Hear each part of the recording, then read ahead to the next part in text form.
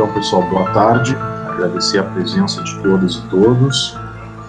A gente vai dar início à nossa discussão, ao evento de hoje com o Tarso. Lembrando que esse evento logo será disponibilizado também no YouTube do sindicato. E eu vou passar agora, eu vou fazer a apresentação do César, que é o colega que vai fazer a mediação. O César é nosso colega da base sindical de Jaguarão, técnico em tecnologia da informação, bacharel e mestre em filosofia pela UFPEL nas áreas de ética e política e membro do Comitê de Gênero e Sexualidade da Unipamp. É ele que vai fazer a mediação da discussão com o Tarso e vai fazer a apresentação do nosso palestrante, ainda que eu acho que basicamente não precise tantas apresentações, mas enfim, apenas para cumprir o protocolo. Muito obrigado, Tarso, mais uma vez pela presença. Agradecer a todos também que estão aqui, e eu passo a palavra ao César. Então, muito obrigado, Eduardo. Eu também quero saudar o governador Tarso Genro, saudar os nossos companheiros e companheiras que estão espalhados pelo nosso estado do Rio Grande do Sul e que representam cada uma das 10 cidades da nossa Unipampa, né? De Jaguarão, onde eu estou agora, até São Borja. E São Borja, inclusive, que é a cidade natal do nosso convidado, e como disse o Eduardo, né, pela sua trajetória, dispensaria até uma apresentação. Mas por uma questão de formalidade, para quem não sabe, Tarso foi 2 vezes prefeito da cidade de Porto Alegre, numa época em que a nossa capital representava a vanguarda da administração pública, né, um exemplo de democracia direta. Também foi 3 vezes ministro do governo do presidente Lula, um ministro da Educação, e motivo pelo qual ele tem uma forte ligação com a nossa universidade, né, com a criação da nossa Universidade Federal do Pampa. Também foi ministro das Relações Institucionais, ministro da Justiça e governador do estado do Rio Grande do Sul. Portanto, assuntos não faltariam para tratarmos aqui hoje, né, mas ele vai nos falar, e esse é o tema da apresentação dele, as perspectivas para o movimento sindical no contexto da reforma ultraliberal do Estado. Então, antes de passar a palavra, eu quero reforçar o que o Eduardo colocou, né? Após a exposição, então, nós vamos ter um momento para questões, para que vocês possam colocar essas questões aqui no chat. Tem um campo específico ali para perguntas, para não ficar misturado no chat, onde a gente pode fazer considerações, enfim, e fica, às vezes, perdida. Vocês podem colocar as perguntas ali, ou também através do microfone da câmera, se quiserem fazer uma apresentação direta. Inicialmente, nosso teto era 17 horas, e o nosso convidado acabou de nos informar que podemos estender um pouquinho mais, né, até 17h30, então é importante observar isso. E, sem mais delongas, eu passo a palavra para o nosso convidado, Tarso Genro. Muito boa tarde, seja muito bem-vindo. Muito obrigado. Para mim é uma grande satisfação voltar a esses debates. Na verdade, são debates que eu faço e me preocupo, estão integrados à minha profissão e na minha atividade política há muito tempo. A questão sindical, a evolução dos sindicatos, a crise dos sindicalismos, sindicalismo e democracia, sindicalismo e ultraliberalismo. Eu vou fazer uma referência inicial a 2 marcos do pensamento crítico que eu tenho desenvolvido a respeito da questão dos sindicatos e do direito coletivo do trabalho. São pesquisas e debates que eu propus aqui no direito do trabalho e no direito coletivo do trabalho aqui no Brasil, que envolvem elementos da ciência jurídica, da teoria do direito, portanto, que envolve elementos da ciência política e, portanto, da teoria política e, particularmente, da teoria democrática. Vou fazer as suas observações, que elas podem ter maior ou menor valor, segundo a respeitável ótica, né, de quem as ouve, mas que, na verdade, me permitem tentar condensar uma análise da crise hoje do sindicalismo a partir de questões já debatidas, já discutidas, e que integram o pensamento político da esquerda no país e no mundo também, e particularmente a tradição do debate democrático aqui no Brasil a partir de 1988, particularmente com a Constituição Cidadã. Em 1981, eu publiquei um livro chamado Contribuição à Crítica do Direito Coletivo do Trabalho. Faço um salto. No início da década de 90, eu publiquei um outro trabalho sobre a crise do sindicalismo dentro da crise do sistema do capital. E, mais recentemente, publiquei um artigo na LTR que discute as mutações no direito do trabalho, no direito coletivo do trabalho, e a posição relativa dos sindicatos dentro dessas mutações. Por que eu faço essas três pontes? Porque, para que a gente tenha uma reflexão, um raciocínio mais ou menos próximo da realidade hoje, para verificar os imbricamentos do movimento sindical, da crise do movimento sindical, da reorganização do sistema sindical, dos ataques que o sindicalismo vem sofrendo pelo ultraliberalismo, é necessário que você tenha alguns pilares, que você parte de alguns conceitos, né?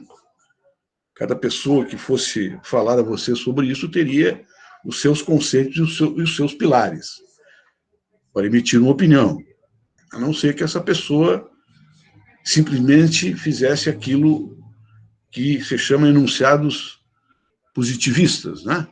Ou seja, se debruçasse sobre a realidade atual e apontasse.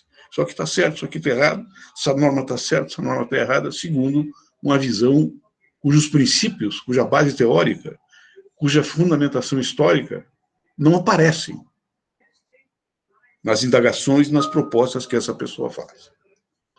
Bem, o que eu coloquei de importante nessa contribuição, na minha visão, nesse livro Contribuição à Crítica do Direito Coletivo do Trabalho?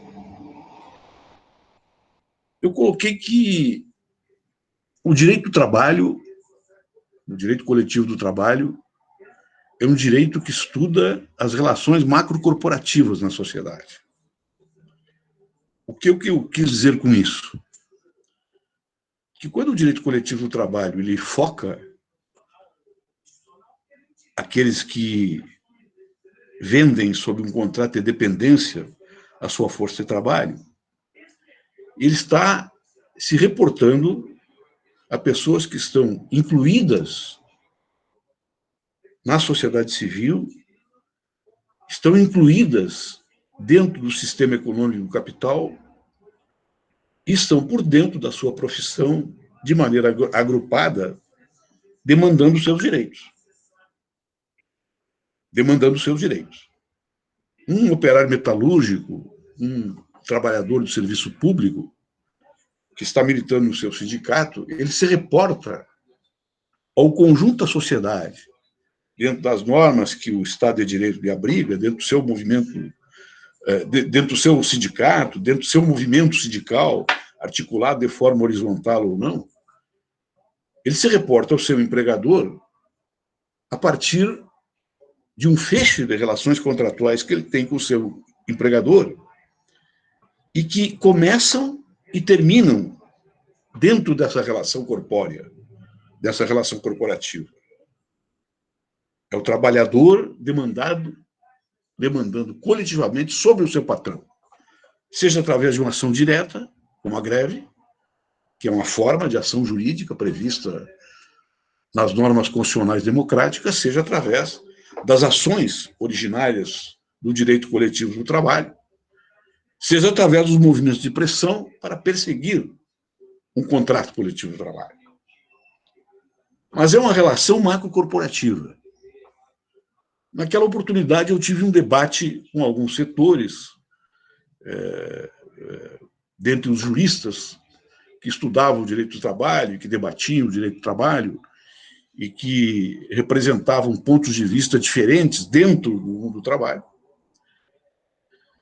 que criticaram essa posição dizendo que ela era uma posição estreita. Por que ela era estreita, eles diziam? Porque o movimento da corporação é um movimento radicalmente democrático, que, portanto, não poderia ser considerado nos seus estreitos limites corporativos, ao que eu redargui e indiquei em debates posteriores, em obras posteriores que eu publiquei. Eu disse o seguinte: sim, é um movimento radicalmente democrático, mas eu quero sustentar, e estou sustentando, nas minhas teses, nos meus escritos, no meu discurso político junto ao movimento sindical, que a corporação ele é o ponto de partida da democracia. Seja de uma democracia social mais avançada, seja de uma democracia socialista, seja de uma democracia meramente formal, sob ataque do fascismo, seja a democracia formal dentro do regime liberal representativo típico. Era o ponto de partida porque o movimento vitorioso terminava com a vitória da corporação e não com a vitória da sociedade. Aí os meus adversários diziam: prova isso.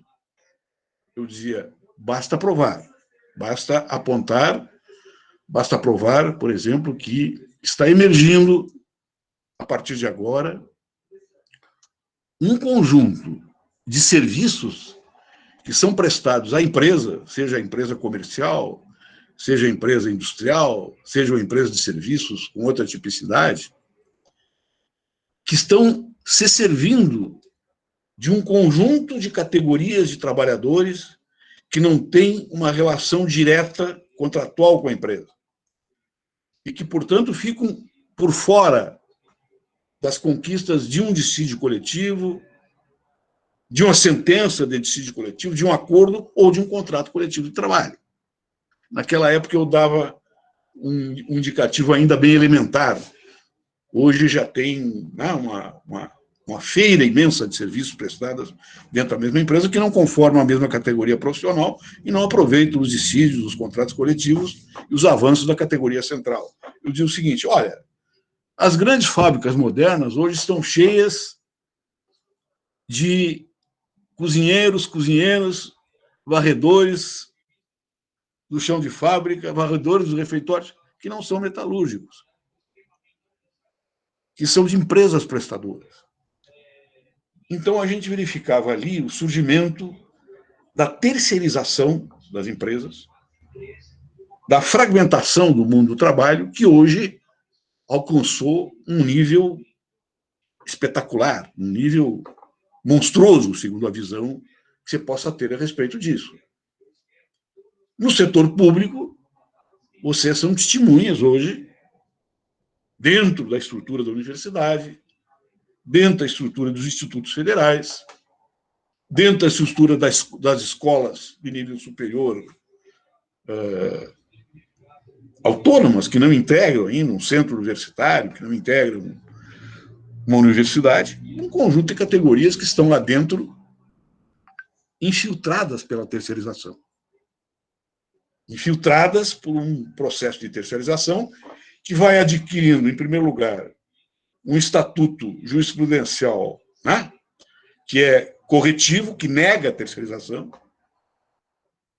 que integra, por decisões de processos individuais de alguns processos plúrimos, a categoria nos mesmos direitos da categoria principal, daquela fábrica, daquela instituição. Depois começa a recuar e, finalmente, vem uma legislação, portanto, uma resposta dentro do Estado de Direito, controlado pelas grandes estruturas de poder do grande capital, para transformar isso aí num processo de naturalização da fragmentação das estruturas corporativas que são fortes, que têm capacidade de demanda, que têm capacidade de elevação do salário médio da prestação que é feita pelos trabalhadores da profissão da categoria que não se comunicam com os demais. Portanto, gera uma cisão dentro do mundo do trabalho e estabelece um conjunto de microcorporações em torno de uma corporação maior que fragmenta a classe trabalhadora nas suas lutas salariais, nas suas lutas políticas, nas suas lutas sociais, nas suas lutas de resistência ao aumento da exploração. Esse processo ele vai se acelerando durante a década de 80, chega na década de 90, foi depois um pouco de eu ter publicado um outro trabalho que eu digo o seguinte: olha, isso aqui vai dar uma crise brutal no movimento sindical, porque o movimento sindical vai perder a força. E aquela força que ele detinha com as grandes categorias, pressionando o capital e obtendo vantagens, e transmitindo na planta de fábrica, desde para a remuneração do trabalhador de baixíssima renda até o engenheiro, vai ser processada uma cisão. E algumas categorias não vão ser beneficiadas com esses aumentos. E isso, efetivamente, vinha ocorrendo, e ali já com destaque bastante grande. Nesse trabalho, eu comecei a colocar a seguinte questão, e vai me levar ao tema que vocês me trazem aqui para a gente examinar. Eu digo o seguinte: olha, a forma tradicional de organização da classe operária para enfrentar o capital, a partir do sindicalismo, seja do sindicalismo dentro da ordem, seja do sindicalismo social-democrata, seja do sindicalismo revolucionário, desta forma, ela tende a ser superada. Porque tanto os sindicatos revolucionários como os sindicatos sociais-democratas, reformistas fortes ou reformistas frágeis, como o sindicato tradicional do peleguismo negocial, eles vão perdendo a força para se apresentar perante os seus patrões. E isso vai se tornar mais grave ainda perante o Estado. Porque o fracionamento do mundo do trabalho no Estado, que agora, por exemplo, já vem sendo forçado também, reduzido na sua força, bloqueado nos seus movimentos, por uma reforma de Estado que vai desmantelar o serviço público, desmantelar suas categorias e deixar apenas núcleos superiores de servidores públicos que vão estabelecer, né, as suas organizações plutocráticas, os seus interesses próprios, e não vão dar a mínima para os que estão lá embaixo, vai levar a uma crise bastante significativa, bastante pesada. E eu dizia, então, nesse segundo trabalho que eu falei no começo da minha intervenção, eu dizia, olha, nós temos que pensar em mudar o conceito de sindicato, o conceito de associação e o conceito de categoria. Porque se nós não mudarmos o conceito de categoria e proporcionarmos, no mínimo, uma fusão de princípios políticos e princípios de aproveitamento das normas coletivas, das convenções coletivas, das sentenças dos dissídios coletivos, para todo o universo da fábrica, para todo o universo da categoria, para todas as categorias que integram aquele processo produtivo ou aquele processo de oferta de serviço, nós vamos ter uma despotencialização do movimento sindical. Os sindicatos vão parar de ter força coercitiva, porque as relações entre capital e trabalho dentro da sociedade capitalista, portanto, hoje praticamente dentro de quase toda, né, de todo o Ocidente, praticamente, elas se dão através de relações de força, de concorrência de forças entre as forças coercitivas, as forças culturais, as forças de domínio da subjetividade do trabalho através do fetiche do mercado, através da violência policial que exercem sobre os trabalhadores e que caracteriza qualquer Estado liberal democrático, ela vai se acentuar e vai imperar com mais potência. E esbocei nesse trabalho a seguinte visão: olha, eu acho que nós temos que reformar a CLT, eu dizia.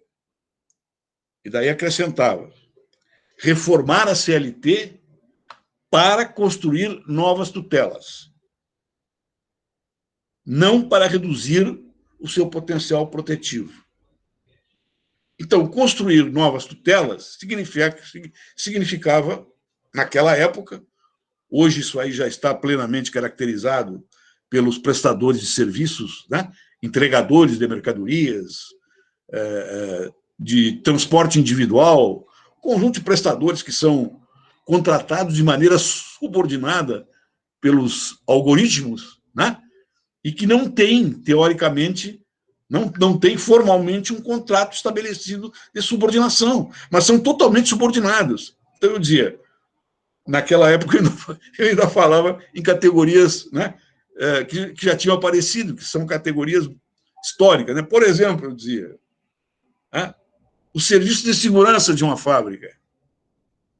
Como é que nós vamos proteger esses trabalhadores para que eles aproveitem uma melhor remuneração dos metalúrgicos, né, dos tecelões, dos trabalhadores, né, em grandes empresas comerciais que têm os seus destinos e que não atingem essas categorias, que ficam ali com a remuneração de subempregados. Então, nós temos que constituir novas tutelas. Bom, uma grande parte da nossa burocracia sindical entendeu, naqueles momentos saborosos que tinham a contribuição sindical legalizada para sustentar os seus sindicatos, que isso aí significaria fragilizar os sindicatos. Não queriam escutar o que eu estava propondo como debate real, não é como proposta teórica, como debate real, de como fortalecer a corporação do mundo do trabalho para, pelo menos, dar a ela foros de universalidade nas suas lutas políticas, nas suas lutas setoriais, nas suas lutas salariais, dentro do ambiente da produção, dentro do ambiente dos serviços. Isso não vingou. Eu não estou dizendo isso para dizer que eu tinha razão nos debates. Eu apenas quero dizer que eu estava na pista. Eu estava na pista mais ou menos correta, embora não tenha resolvido nenhum problema relacionado com essa normatividade. Quando eu, como ministro da Justiça, eu chamei um debate fechado sobre isso, trouxe ministro do TST, trouxe procuradores do trabalho, trouxe juristas eméritos na área do direito do trabalho e constitucionalistas para discutir essa questão. A Central Única dos Trabalhadores, da qual eu sou fundador, como delegado do Sindicato dos Advogados, no seu congresso de fundação, fez a seguinte formulação. Foi o Lula direto e disse: olha, o Tarso está querendo acabar com os direitos da CLT. O Lula disse: olha, eu não acredito nisso. Em todo caso, eu vou falar com ele. Vou falar com o presidente, vou falar com o ministro. Me chamou lá, de o que é esse negócio da comissão aí? Não, essa comissão está debatendo isso.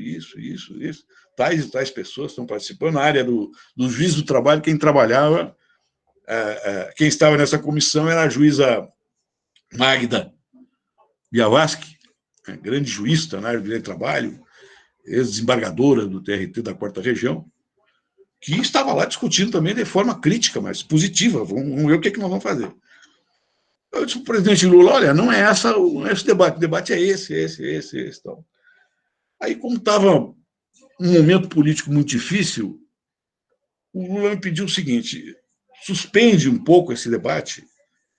E o Lula disse: é preciso, sim, novas tutelas. Isso aí vem rapidamente. Eu sou testemunha. Daí o Lula me deu um exemplo. Olha, eu quando comecei a trabalhar na Volkswagen, tinha 23 mil trabalhadores. Todos eram metalúrgicos. Desde o portão de fábrica até o cozinheiro, porque eram empregados da empresa que contratava, que caracterizava a categoria profissional. Hoje, diz o Lula, esta mesma empresa que construía lá, sei lá, 20 mil veículos por dia, estou apenas atirando assim, né? Nós temos uma empresa que tem 2.300 operários e pode construir e constrói, né? 100 mil veículos por dia. Uma categoria desse tamanho, um conjunto de fábricas interligadas, fazia o trinco do automóvel, outra fazia o pistão, outra fazia a porta, outra fazia o trinco da porta, outra fazia o carro, outra fazia o chassi. Né? Nem todas eram metalúrgicos. Uma era dos vidraceiros, outra era dos cozinheiros, outra era dos guardas, etc. E tal. E aquilo ali se transformou, né?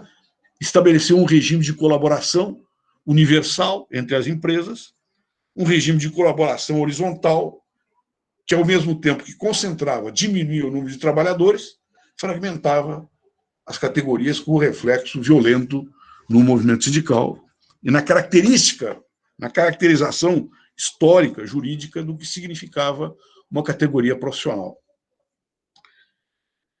Este processo ele vem também com uma exacerbação da visão de mercado, né?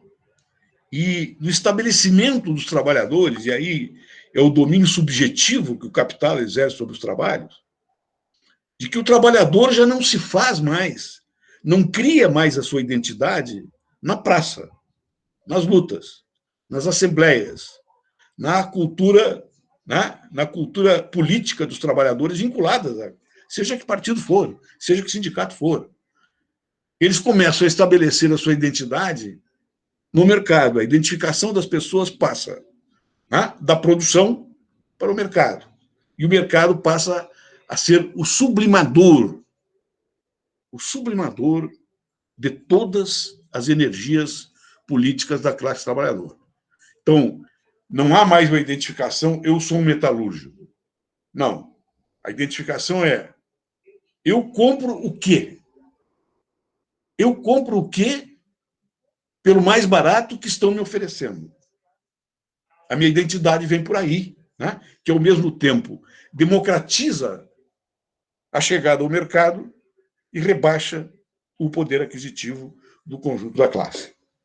E aí, a categoria CERN, eu estou dando o exemplo dos metalúrgicos, foi uma categoria que eu tive na área da produção, bastante intimidade, naquela época como advogado, e depois dos bancários também, que ocorreu o mesmo fenômeno, né? Da terceirização, da fragmentação, que eu fui advogado, né, durante quase 2 décadas. Recentemente, então, eu voltei à minha atividade profissional, à minha pesquisa na área jurídica, e comecei a oferecer algumas ideias para essa discussão. Essa discussão, hoje, ela está em pauta no país. Vai ocorrer uma destruição do movimento sindical, tal qual ele existiu até agora, ou ele vai ter capacidade de resistir, reorganizar-se e voltar a ser um movimento que é ponto de partida da democracia e não ponto de chegada?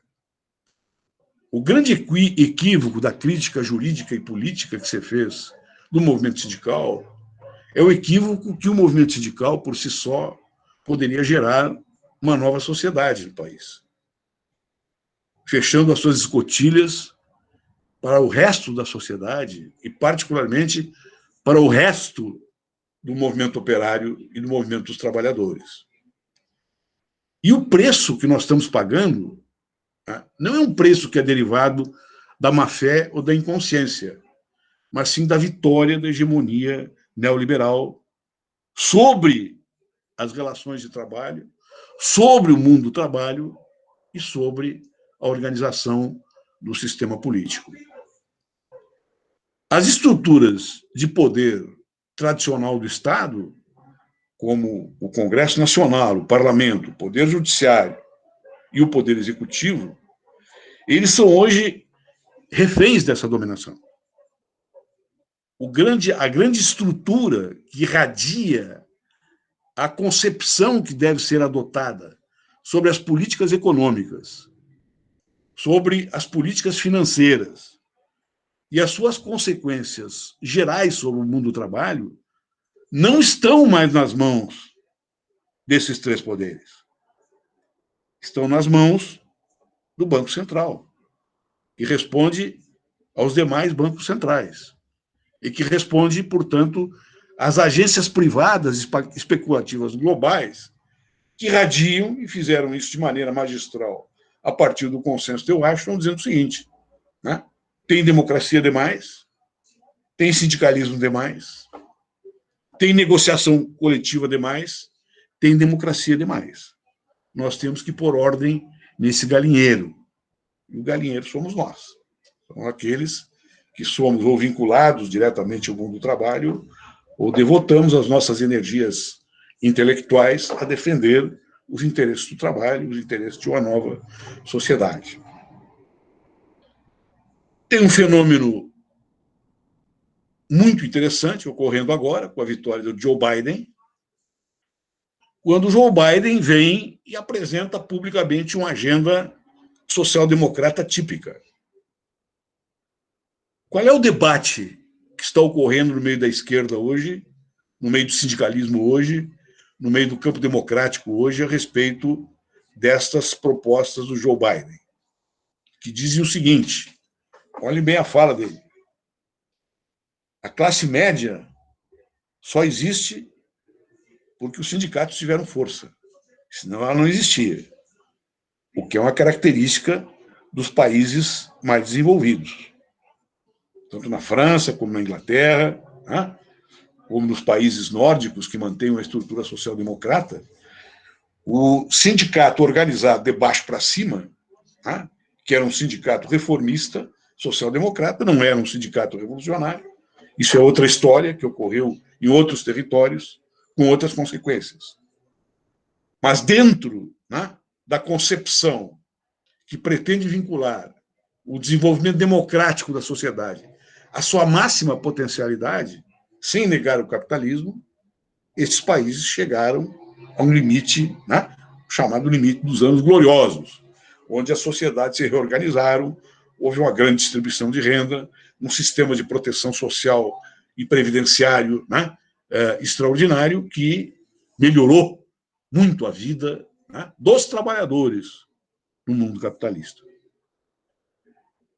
Nós somos um país limite, nós somos um país em que as experiências sociais-democratas ocorreram, principalmente aqui no Brasil, nos últimos 20 anos, nos últimos 30 anos, de uma maneira tardia, portanto, que teve dois elementos extraordinariamente importantes para combinar um processo virtuoso. Primeiro, as classes trabalhadoras foram chamadas para a mesa da democracia. E foram à mesa da democracia as classes trabalhadoras no seu conjunto, sem negar o sistema do capital. E, portanto, desenvolvendo nessa mesa de negociações a sua visão, sim, corporativa também, mas democrática, progressista, distributiva. E a segunda característica que tiveram, né, os governos Lula e Dilma, particularmente o segundo governo Lula, foi que, ao mesmo tempo em que a classe trabalhadora foi a negociação e a pressão sobre um governo que ela, inclusive, ajudou a eleger, ao mesmo tempo que fez isso, este governo aproveitou o crescimento econômico para distribuir renda para fora do mundo do trabalho que não estava envolvido nas relações corporativas originárias do movimento sindical. Né? Foram os programas de geração de renda, os programas de proteção social, o Bolsa Família, né? As bolsas de educação através do ProUni, que chegaram a um vasto campo do mundo do trabalho, que, em última análise, aproveitou também os frutos, né, desse progresso que chegou a tirar 40 milhões de pessoas da miséria. Né? Algumas trouxe para uma pobreza decente, digna, e outras trouxe para uma situação ainda melhor, né? No sentido de ascensão social. Não era mais uma ascensão molecular somente, era uma ascensão social, de grupos sociais enormes que começaram a partilhar o que estava em cima da mesa da democracia. Os alimentos, a educação, alguma coisa relacionada com a proteção social, valorização do salário mínimo e assim por diante. Qual é a crise que nós estamos enfrentando agora? Que vocês, em particular, né, como trabalhadores de uma universidade, que eu tive a honra de ser um dos construtores desta universidade, com apoio importantíssimo, direto do presidente da República, né, que até fez uma brincadeira comigo. Quando eu apresentei a ele o programa de expansão das universidades federais, ele disse assim: faz para mim uma universidade lá em Garanhuns, e daí nós vamos fazer a universidade naquela zona mais pobre do Rio Grande. Feito o acordo. São duas regiões muito pobres do país, com pobrezas diferentes, evidentemente, mas eram regiões muito pobres que o instinto de classe do presidente, não, alguma coisa nós temos que deixar nessa área. É que o movimento sindical que vocês estão envolvidos, ele surge no olho do furacão. E que a tarefa que vocês têm enquanto movimento sindical é uma tarefa extraordinariamente rica e extraordinariamente importante. Porque vocês podem começar a desenvolver esse movimento sindical, de uma parte alargando no meio da categoria a compreensão do que é um sindicato, relacionado com as melhores condições de vida e de trabalho dos seus trabalhadores, e, ao mesmo tempo, induzindo os seus colegas a pensarem o seguinte: nós, sozinhos, dentro da universidade, nós vamos ser fracos. Não é que vocês vão deixar em segundo lugar, ou que vocês vão deixar, né, de demandar os direitos que vocês têm, ou demandar na justiça, frequentemente, os direitos que são sonegados, mas que vocês vão olhar para o lado e dizer que, dentro da universidade, no entorno da universidade hoje, existe um outro mundo do trabalho, empregado, desempregado, semi-empregado, ou que está vinculado à universidade por uma sucessão de terceirizações, que são companheiros de viagem fundamentais para ter respeitabilidade social e, inclusive, capacidade de provocar o diálogo político das instâncias superiores da universidade. Não que a gente vá obter alguma coisa, né, com esse imbecil que é ministro da Educação hoje, que é uma vergonha mundial para o país, né, tão grande como a outra, só que ele é mais quieto, ele diz menos bobagem por segundo porque é mais quieto, ou mais envergonhado. Mas preparar um ambiente, né, de dignidade do movimento sindical, de compreensão desse momento histórico, para ir agregando valor ao movimento, né, sabendo combinar, né, a luta que pode se dar através do Poder Judiciário, com a luta que se dá na relação direta com os reitores, com o diálogo que se dá com os estudantes e com o diálogo que deve se dar com todas as estruturas de trabalho que compõem hoje o universo complexo, né, de uma universidade. Isso exige dedicação, exige talento político, que eu tenho certeza que vocês têm. Vocês são uma geração que aproveitou a compreensão da crise também para saber refazer-se, para saber, né, renovar-se. E eu acho que se a nossa Unipampa é um grande agregado de valor aqui no Rio Grande do Sul, e ele demonstrou que ele é um agregado de valor, a Unipampa demonstrou, essa instituição demonstrou. Esses dias eu recebi um vídeo, não sei se era de São Borja ou de Alegrete, de onde era, um grupo de imbecis bolsomínios dizendo o seguinte: para que serve essa porcaria aqui? O que é isso aqui? Vocês veem como ele é importante, né? Se a idiotia em compota dos bolsomínios tem a coragem de fazer uma coisa dessas, fazer uma movimentação como essa, é porque aquilo ali atrapalha, né, a demência do fascismo, atrapalha, né, as ilusões do velho latifúndio reciclado que detesta a cultura e emancipação e que não é de graça que é negacionista, conservador, né, e hoje confia num psicopata que é presidente da República. A luta contra o fascismo ela tem aspectos muito diferentes das lutas corporativas, democráticas e sociais que se dão dentro da democracia. Que o fascismo não é somente uma mensagem política, é uma sociopatia também. Então é necessário compreender esse universo de disputa que vocês vão enfrentando, né? Estão enfrentando e vão enfrentar cada vez mais a partir de hoje. Quem olha essa CPI aí que nós estamos comentando, vê bem o imbróglio que nós estamos metidos hoje, né? Mas nós já passamos por uma ditadura militar também, né? Então também aprendemos, nós os mais velhos, os mais coroas, também a nos reciclar para compreender o momento que a gente está vivendo. Então essa aí é a minha introdução, é a minha sugestão de conversa, que eu fico à disposição de vocês. Muito obrigado, Tarso, pela tua fala. Eu acho que ela foi extremamente elucidativa e eu pessoalmente confesso que tu desarmaste, de certa forma, as perguntas que eu tinha elaborado. Na tua fala, elas ficaram, de certa forma, respondidas. E antes de passar a palavra para os colegas elaborarem questões, então eu reforço que quem quiser elaborar as questões, por gentileza, coloque ali, ou levante a mão para poder fazer a sua pergunta. Eu gostaria de fazer uma consideração daquilo que tu não falaste, né? Porque eu acho que tu colocaste muito bem essa conjuntura e eu me vendo, né, como um servidor dentro de uma instituição de ensino, né, uma universidade. Nós somos trabalhadores do setor público, né? Nós temos uma característica de um sindicato. E tu começaste a tua fala, eu estava lembrando, né, que em 1981, algumas semanas atrás, eu estava assistindo um filme belíssimo de 1981, de Gianfrancesco Guarnieri, e inclusive estreado por ele, que se chama Eles Não Usam Black Tie.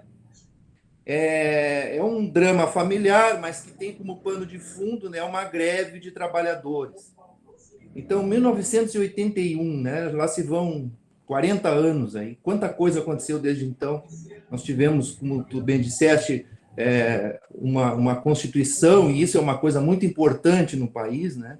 Nós tivemos depois, em 1989, a queda do Muro de Berlim, que também é uma mudança de paradigma muito importante, né? O mundo se transformando. E ao longo desses anos todos aí, eu tenho a impressão que muitos que estão aqui hoje viveram dentro desse período, de um período em que muitas dos direitos que foram consolidados com aquela Constituição, né, foram vivenciados nos anos seguintes, né, com a eleição de um presidente que vinha justamente das bases do movimento sindical. Depois nós tivemos a primeira mulher presidente no país. Então, foi uma série de fatos, de ocorrências assim, muito importantes, mas que eu vejo que, de certa forma, passaram despercebido para quem não teve a oportunidade de fazer uma comparação com aqueles momentos que vinham antes, né? E nós chegamos hoje a uma mudança, vamos dizer, uma ruptura daquele processo que vinha se consolidando democrático. O que eu quero dizer é que, na nossa vivência, do nosso cotidiano dentro da universidade, eu venho percebendo e comentando com os meus colegas, com o pessoal da direção do sindicato, algo que me causa uma certa angústia de perceber como que a própria base, os próprios trabalhadores entendem e vivenciam e percebem o movimento sindical, a importância do sindicato, que tu bem expuseste aí, e eu acho que merece essa consideração, esses elogios. Mas para elaborar minha pergunta, eu tomo como referência assim, uma base de uma frase, né, de Aristóteles, que diz que o homem é um animal político. O homem por natureza, um animal político. e uma importante pensadora do século XX, importante pensadora política, né, Hannah Arendt, ela vai acrescentar mais, ela vai dizer que o homem ele é um animal político, mas essa política ela se dá justamente na ação política. E a política no sentido, tal é a importância dela que ela corresponde à própria condição humana da pluralidade. O que eu quero dizer com isso? A vivência, as ações que nós desenvolvemos no nosso dia a dia como cidadãos, né? Ou dentro do espaço sindical, que não deixa de ser um espaço do diálogo, a importância desse fazer política é algo que, nesse sentido que eu digo que me angustia perceber que as pessoas não têm esse interesse, mas não aquele interesse da política no sentido profissional do termo, né? O vereador, o deputado, ou aquele da administração, mas a política no sentido do fazer política do cidadão. Então, há um afastamento, há uma rejeição, há uma criminalização da política. E, assim, para não me estender muito, o que eu quero dizer com isso é que a sensação é que as pessoas se afastam exatamente daquilo que poderia ser a salvação para a construção de uma sociedade um pouco mais justa, que pudesse atender às demandas que são corporativas, mas também que são coletivas, né? Então, se tu puderes falar um pouco sobre isso, a tua visão sobre isso. Sim.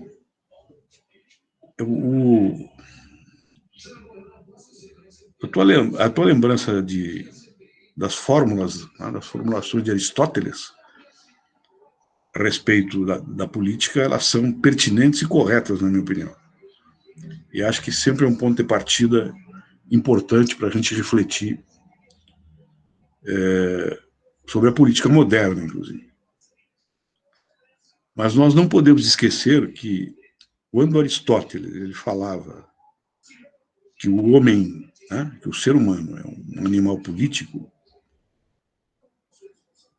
ele falava da palavra política vinculada a polis, a cidade-estado. Polis, a cidade-estado. Que se erguia sobre, né, com uma hierarquia que, na sua base, tinha o escravismo como fator fundamental de produção. A polis de Aristóteles tinha duas características. Ela se firmava pela valentia, pela guerra de conquista, pela estruturação de colônias dependentes da polis e no trabalho escravo. Isto se reflete até hoje. Né?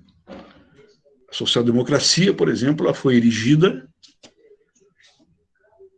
e a cidadania social-democrata, que é a cidadania mais aperfeiçoada dentro do capitalismo, ela se erige, ela se constitui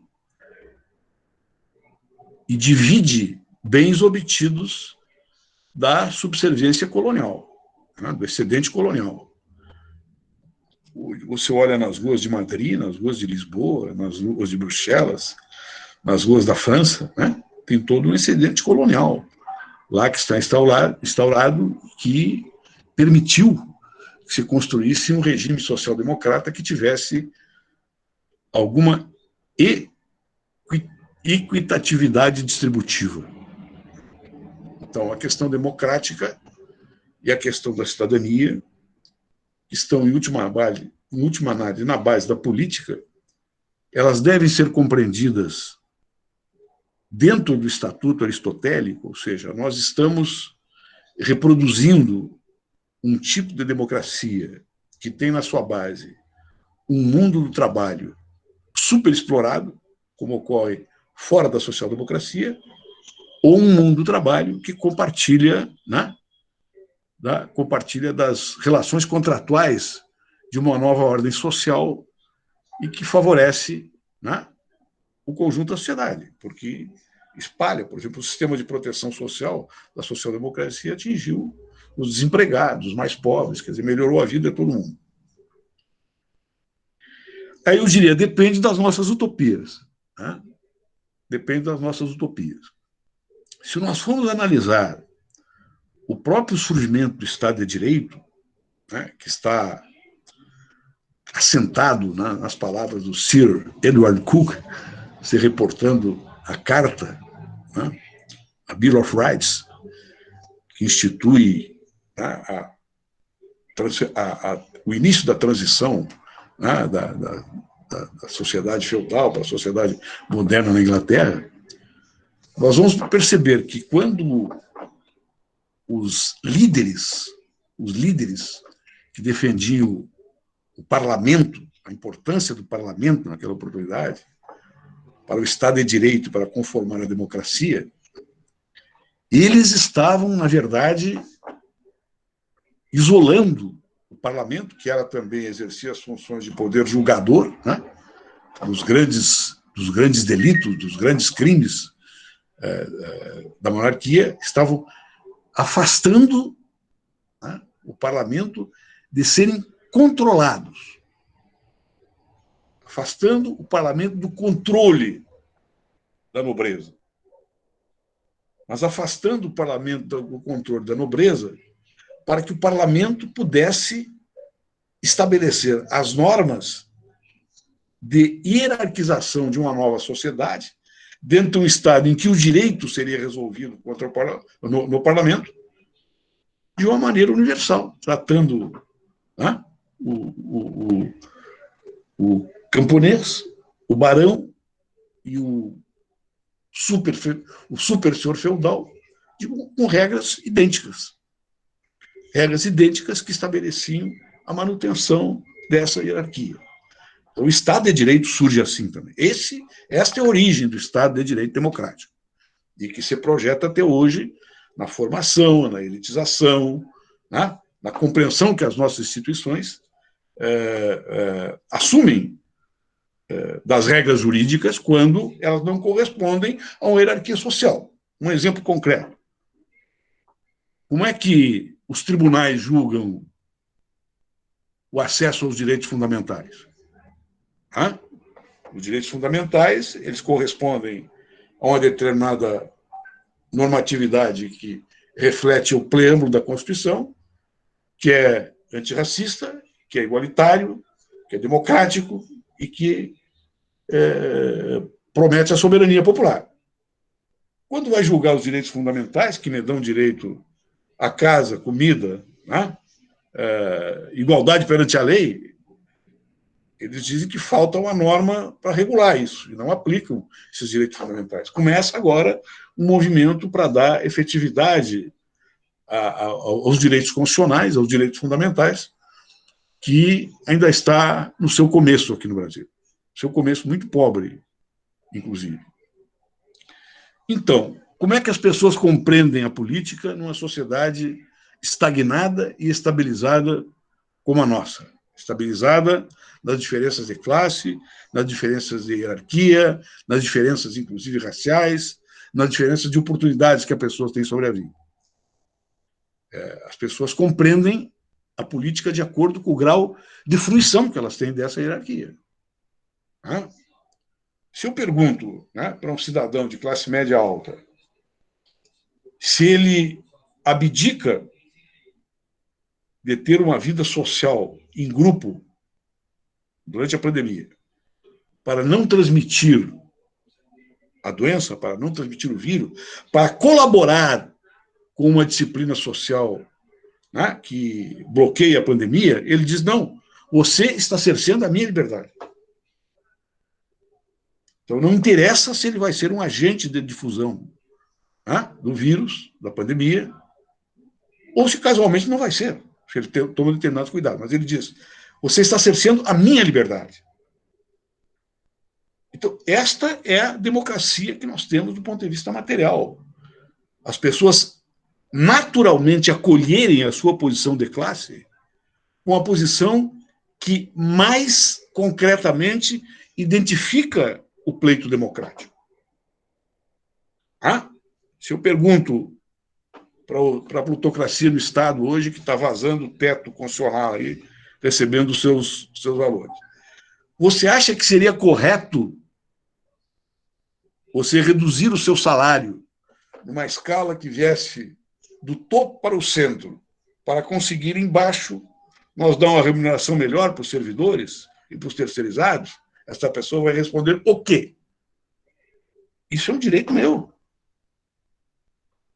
Eu ganhar acima do teto é um direito meu que está dentro da Constituição, e isso é democrático, foi resolvido dentro da democracia. Então, a ótica da questão democrática e a ótica do Estado de Direito tem a ver com o degrau da escada que eu estou para olhar o resto do panorama.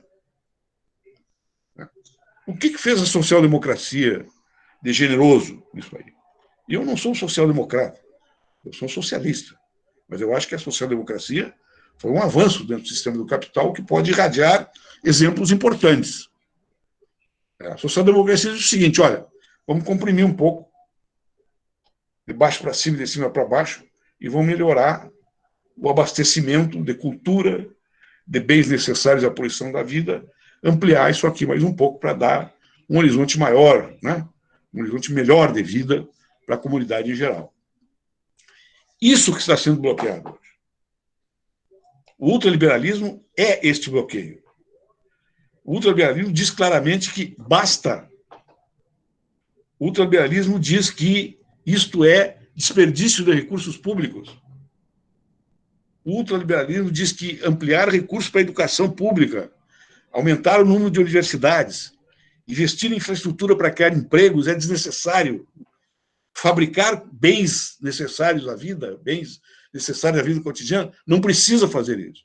Nós podemos comprar da China, podemos comprar dos Estados Unidos.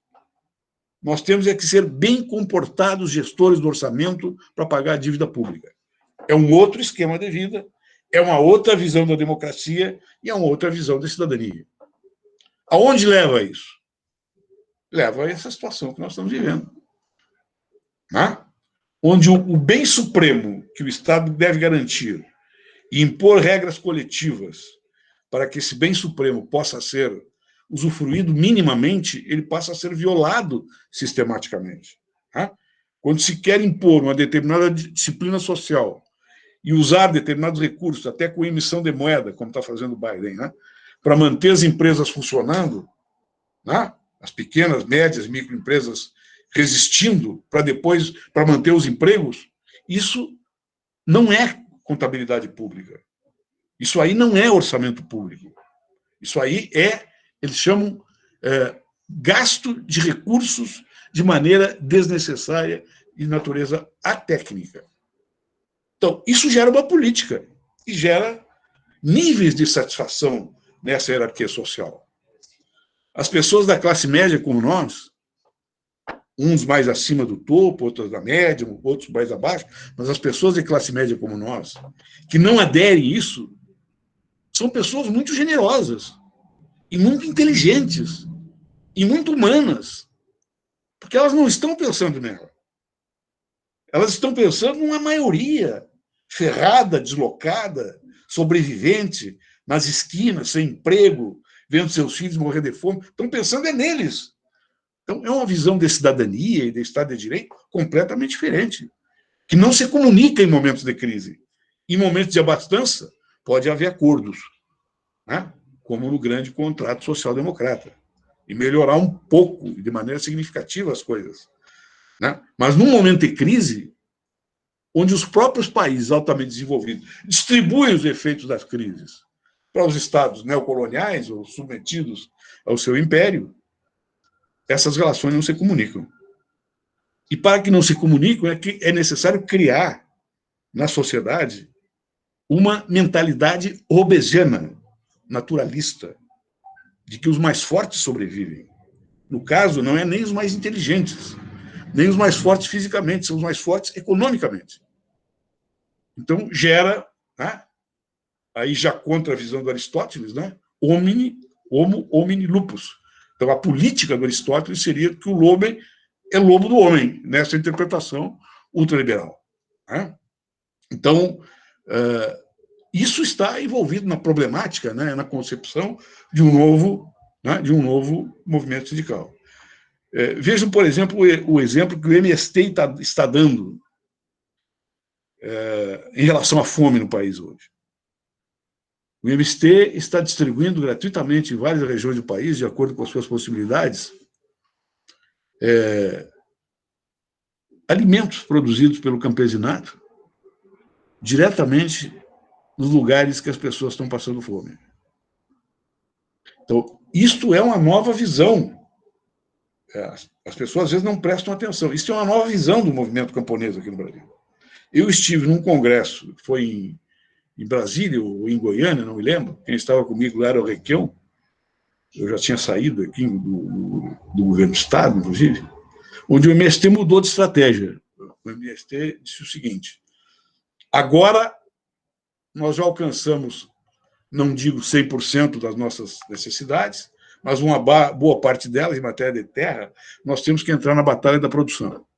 E nós temos que mostrar que a nossa produção é superior em termos de sanidade, produção orgânica, e nós temos que mostrar que nós somos mais generosos do que os grandes proprietários de terra e os donos do agronegócio. A batalha da produção. E eles estão ganhando a batalha da produção. Claro que tem uma enorme dificuldade do mercado para isso aí.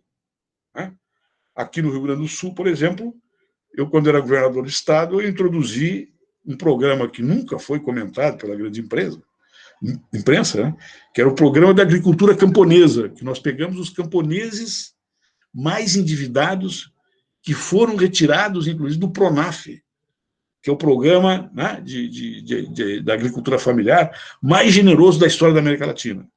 Mas eles eram tão pobres que não podiam nem pagar os empréstimos de 2, 3 mil reais que eles tiraram do PRONAF.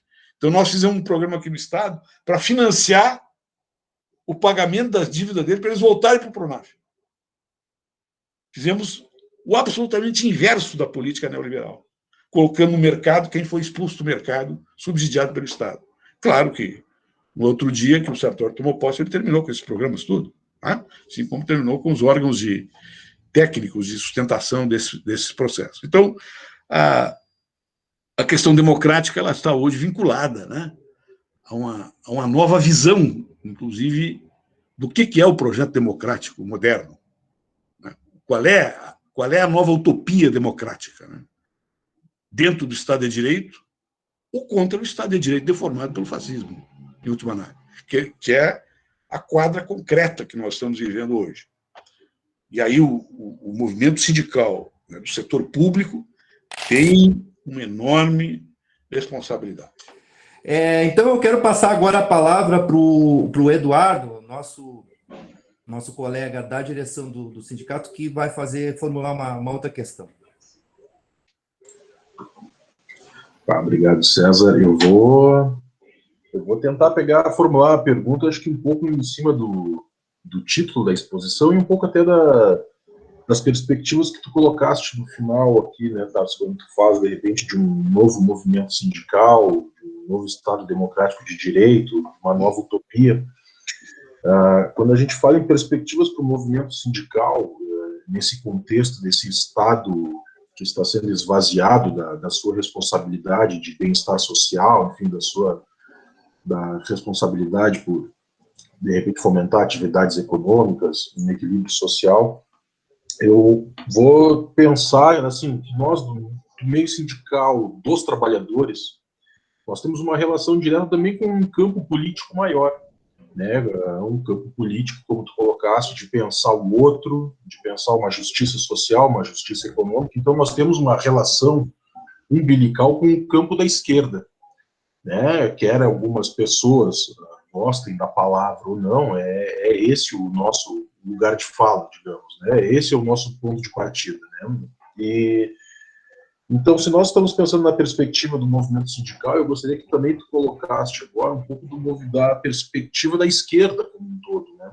porque esse esvaziamento do Estado, ele também acaba esvaziando todo o nosso discurso político social, porque vai jogando sob a égide do mercado e vai criando através da ideologia, fomentando um discurso que faz com que o trabalhador precarizado se enxergue como o Ricardo Antunes coloca, empresário de si mesmo, Então, é uma pessoa que está afastada da previdência social É uma pessoa que não tem nenhuma garantia e que concorre imediatamente com o seu vizinho, com as pessoas que estão ao seu lado, porque hoje nós temos uma profusão de pessoas que precisam vender marmita para sobreviver, porque o mercado de trabalho está extremamente exíguo. Então, eu gostaria que tu falasse um pouco dessa perspectiva do movimento sindical nesta quadra histórica que nos toca viver, sobre a égide desse capital financeiro que nós não enxergamos exatamente as torres de controle, como diz o Bauman, né? A gente fica um pouco aturdido aonde está o poder, de forma que o Estado, às vezes, e até os agentes políticos parecem marionetes de algo que a gente não enxerga, né? Como que se dá essa perspectiva para a esquerda? Porque, ao mesmo tempo em que a gente vê as limitações dessas instituições do Estado, e é por isso até que aquele no início, quando nós falávamos ali, eu comentei sobre o golpe da Dilma, né, que passou por várias instituições do Estado, pela alta corte, né, e todos sabiam que era um golpe, e foi dado o golpe, né? Então, quais são as perspectivas também para a esquerda dentro desses moldes dessas instituições que estão consolidadas hoje?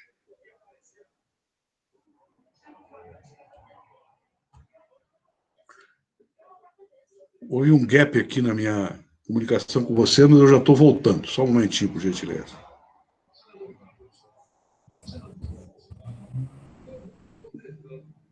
Conseguiste ouvir a fala do Eduardo, Tarso? Sim, ouvi perfeitamente.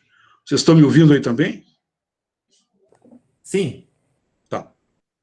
Então, eu vou voltando aqui, eu vou conversando com vocês. Não sei se houve uma queda da minha luz aqui, voltou rapidamente, me tirou. Eu já estou voltando. Vocês estão me escutando, eu vou falando, né? Para nós está perfeito. Tá bom. Vocês estão me vendo, inclusive? Sim. Tá bom. A questão democrática hoje aqui no Brasil, ela está profundamente vinculada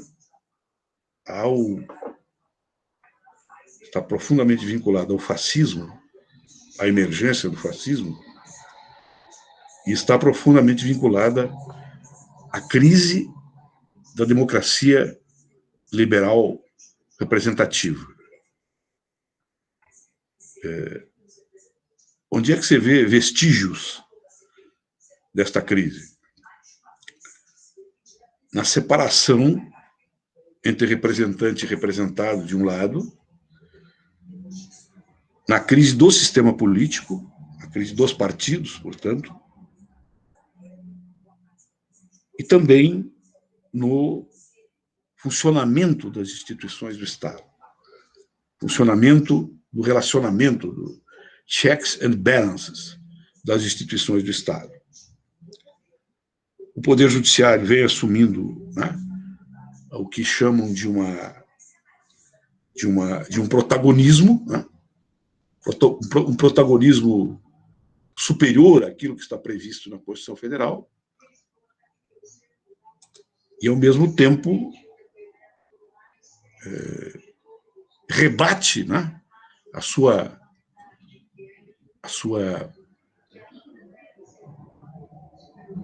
o seu protagonismo factual, pontual, nas outras instâncias do Estado. O que eu acho que recomenda a experiência histórica quando a gente fala na necessidade de bloquear o fascismo? O que recomenda a experiência histórica é que é necessário encontrar o centro através da qual o fascismo vem emergindo, né? Dois sintomas foram muito claros, tanto no fascismo italiano como no nazismo.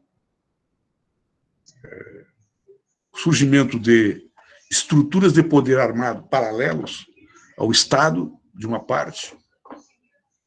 De outra parte, é que mesmo antes da mudança da Constituição e da mudança das leis, a voz do líder, ela vai formatando um sistema paralelo de direito. esse sistema paralelo de direito se dá através da interpretação das normas constitucionais, se dá através do poder que o líder, no caso aqui o presidente, o Führer, né, ou o capo de tutti capi, como Mussolini, a forma com que ele determina não necessariamente que o Estado interprete a Constituição, mas que as massas, que as suas bases interpretem a Constituição. Então, nós temos aqui no Brasil, por exemplo, o presidente da República que vai na frente de um quartel e, na frente desse quartel, faz um apelo, aceita um apelo a um golpe de Estado, que vai elogiar na frente do Supremo Tribunal Federal uma corja que está lá chamando ao fechamento do Supremo. E faz isso sem nenhuma perspectiva de punição. Faz isso de uma maneira absolutamente tranquila, de uma maneira que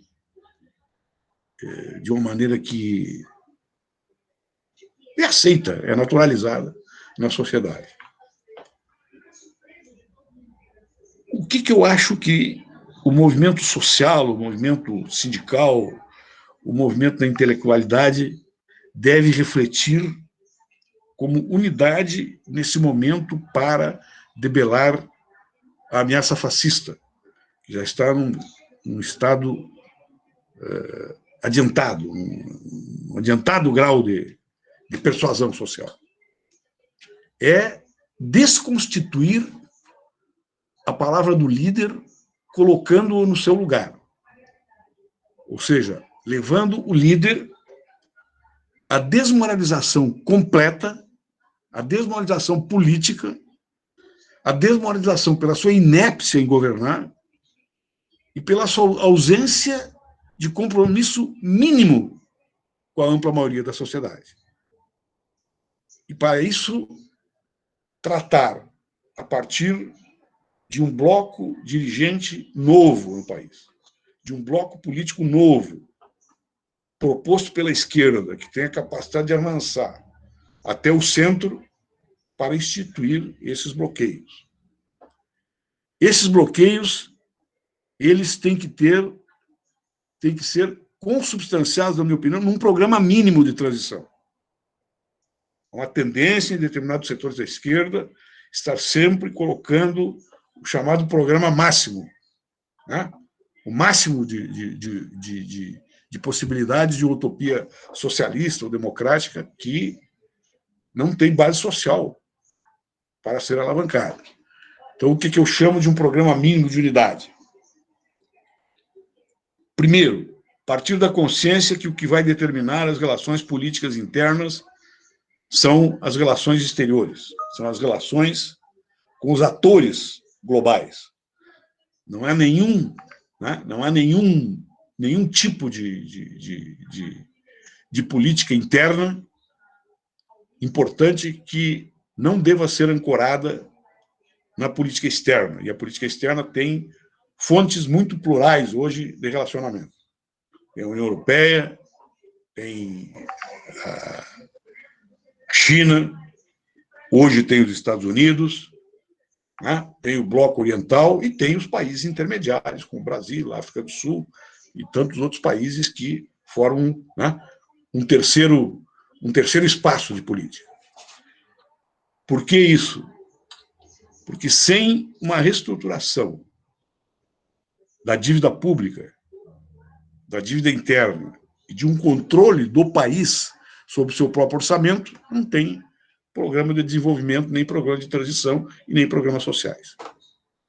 Segundo requisito dessa frente,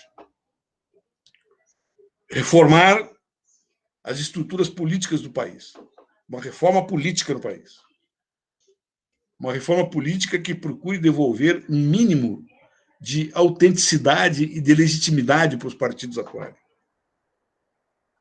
Isso não significa você dizer a partir do Estado quantos partidos devem ter.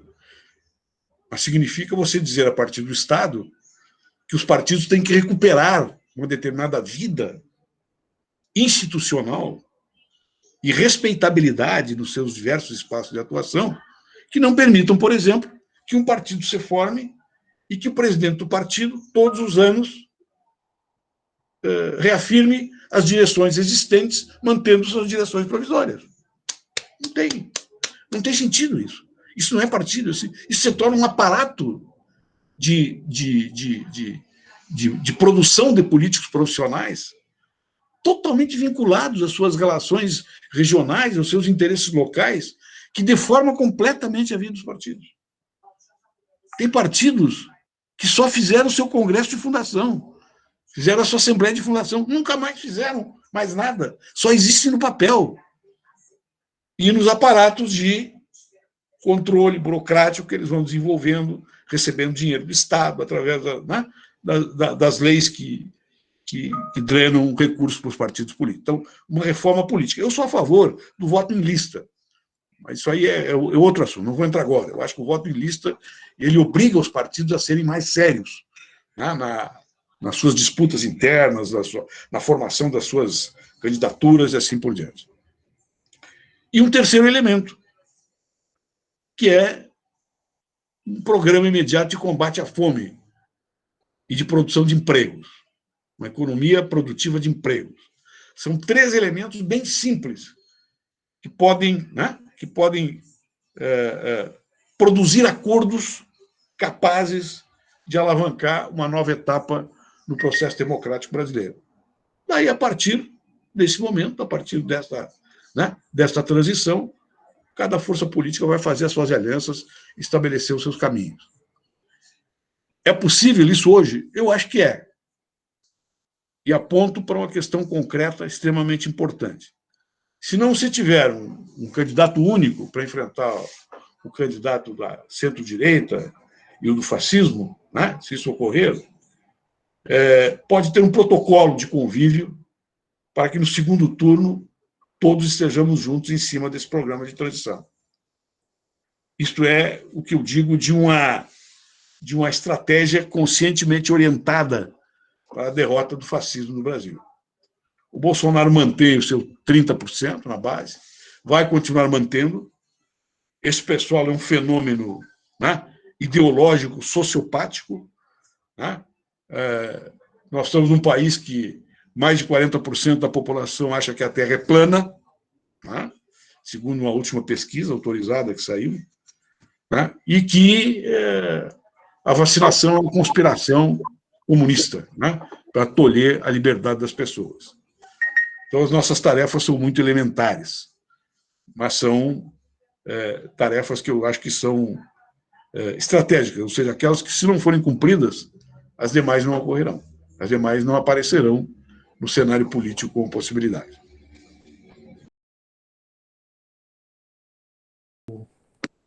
Nosso convidado retornou. A nossa colega Tônia estava formulando uma questão, Tarso, não sei se podemos pedir para ela reformular a pergunta. Tens mais uns minutinhos?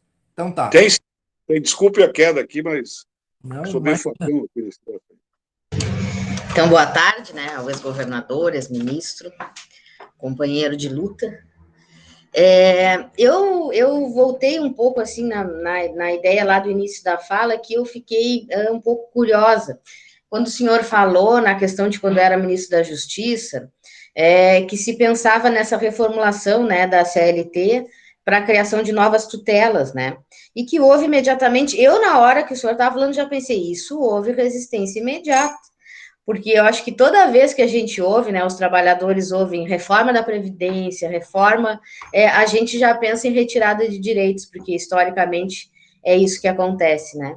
E quando se fala nisso, há esses movimentos de resistência. E eu fiquei pensando nessas novas tutelas, assim, um exemplo do que isso poderia impactar, né, nessa questão trabalhista, assim. Eu fiquei um pouco curiosa, não sei se algum exemplo que o senhor conseguisse dar para mim, conseguir visualizar isso, assim. Muito apropriada a pergunta, né? Muito adequada. O exemplo é sempre muito importante em momentos como esse, né? A Espanha acabou de tomar uma decisão relacionada com este assunto. O que ela fez? Ela fez uma legislação especial considerando esses rapazes, os entregadores, né, através dessas empresas que intermedia os serviços, como passíveis de reconhecimento da relação de emprego, tendo direito, né, às prerrogativas do empregado e tendo direito de acesso ao controle dos algoritmos, para ver como é que se distribui o serviço e a remuneração. É uma nova tutela. Poder-se-ia dizer outras mais imediatas, mais primárias aqui no Brasil, por exemplo, como, né, a transferência dos direitos obtidos nos aumentos salariais para os servidores terceirizados, daquelas empresas ou das instituições públicas. Então, são exemplos concretos de novas tutelas, que, ao mesmo tempo, né, vamos dizer assim, reconhecem a existência de uma fragmentação das profissões, que vem realmente pela especialização, pelas novas tecnologias, sem prejudicar os direitos fundamentais de cada trabalhador na sua profissão. Então, essas novas tutelas que nós referimos naquela época e que algumas delas foram vencendo em alguns países mais desenvolvidos, outros foram se adequando e agora outros estão sendo pioneiros, né, na implementação.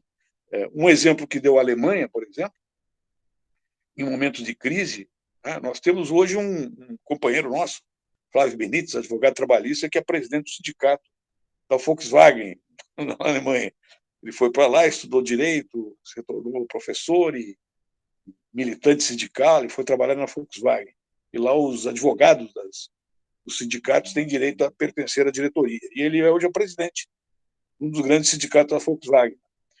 Então, lá, por exemplo, eles conseguiram, num determinado momento, a simplificação do contrato-trabalho dos empregados de pequenas e médias empresas e microempresas, simplificar o contrato de trabalho, as contribuições, e não estabelecer uma conexão obrigatória entre a possibilidade de pagamento das grandes empresas das categorias para aquelas empresas pequenas, a fim de mantê-las, sem prejuízo da remuneração mensal, vamos dizer, né? Dos direitos sociais da remuneração mensal. Então, determinados nichos de emprego foram mantidos assim em momentos de crise, e a Alemanha continua tendo uma grande expansão da micro e da pequena empresa e também na média empresa nas suas circunstâncias especiais. Então, essas novas tutelas são tutelas do mundo do trabalho, né, e que indiretamente se transformam em elemento de sobrevivência também da oferta de emprego. O exemplo mais atual é o que ocorreu hoje. Até eu mandei para o Thiago a decisão que veio do companheiro nosso lá da Espanha, onde o secretário do Trabalho da Espanha, o Thiago é muito privilegiado para falar nisso agora. Ele foi professor do Thiago lá na Espanha, então ele deve acompanhar isso e transmitindo para vocês. Joaquim Pérez Reis, meu querido amigo, secretário, portanto, assim, vice-ministro do Trabalho na Espanha, Pedro. Então, em nome dos colegas, governador, muito obrigado. Eu agradeço, devolvo a palavra, então, para o Eduardo.